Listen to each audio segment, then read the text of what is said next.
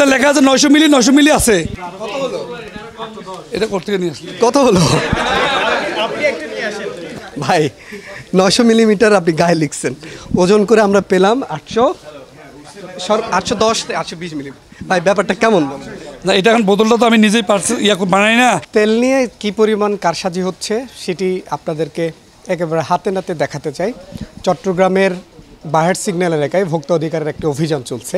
সেই অভিযানে আমার হাতে যে তেলের বোতলটি রয়েছে সেটির ওজন এখানে গায়ে লেখা 900 মিলিমিটার এই বোতলটির ওজন, এবং এখানে দাম সাটানো রয়েছে 182 টাকা।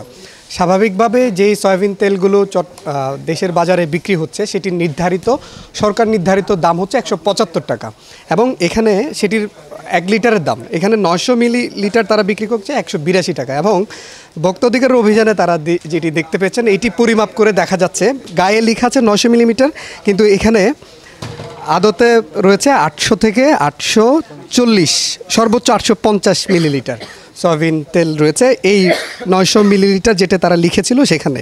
এবং আরও একটি উদাহরণ আমরা দিতে চাই, সেটি হচ্ছে আরেকটি বোতল আমাদের হাতে রয়েছে এবং সেটির ওজন হচ্ছে 1800 মিলিলিটার, অর্থাৎ 2 লিটারের বোতল, সেটির দাম 360 টাকা। স্বাভাবিকভাবে সরকার নির্ধারিত যে বাজার দর সেটির চেয়েও এখানে কয়েক গুণ বেশি এখানে সাটিয়ে রাখা হয়েছে। এবং এইটি তো যখন ভোক্তা অধিকারের কর্মকর্তারা এরকম একটি বোতল তারা খালি করে এখানে পরিমাপ করেছেন এইটিতে, তখন দেখা গেছে যে সেখানে রয়েছে মাত্র 1600 থেকে 1700 মিলিলিটার তেল। এটি পরিশোধন করার জন্য ব্যবহার তারা করে এই কোম্পানিটি, এবং সেটিরও কিন্তু মেয়াদ চলে গেছে।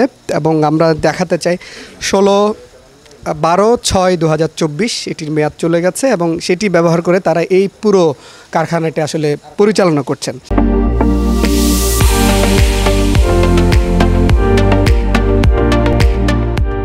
সবচেয়ে বড় যে অভিযোগটি সেটি হচ্ছে এগুলো হচ্ছে পাম তেল, অর্থাৎ খোলা সয়াবিন তেল তারা বোতলজাত করে বিক্রি করছে। গতকালই চট্টগ্রামে একটি সিদ্ধান্ত হয়েছে যে খোলা সয়াবিন তেল বিক্রি হবে 153 টাকা পাইকারিতে, অর্থাৎ উৎপাদক পর্যায়ে 155 টাকা খাতুনগঞ্জে বিক্রি হবে এবং 160 টাকায় সর্বোচ্চ খুচরা পর্যায়ে বিক্রি হবে। তো এই কোম্পানিটির নাম আমরা একটু দেখাতে চাই। এটি লেখা আছে নবান্ন ফার্টিফাইড সুপার পাম অলিন, এরকম একটি কোম্পানি, গৃহিণী সাকসেস অয়েল তাদেরই আরেকটি পণ্য। অর্থাৎ এই নানান নিয়মের মধ্য দিয়ে তারা আসলে এই সয়াবিন তেলগুলো, পাম অয়েলগুলো তারা বোতলজাত করে বিক্রি করছে। এটা লেখা আছে 900 মিলি আছে। পরিমাপক তো আপনি এখন খুলবেন, এটা খুলে যে আপনি এটা 900 মিলিমিটারে যে আছে আমাদেরকে ধরেন আমি এটা কিনলাম 900 মিলিমিটার, আমি কিনছি, আমাকে দেখান যে এখানে 900 মিলিমিটার আছে, আমি আপনাকে এখন 80 টাকা আছে, 80 টাকা দিয়ে কিনবো, আপনি দেখান।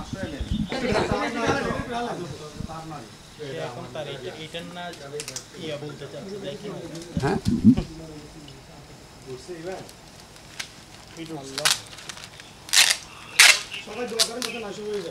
আমরাও চাই না।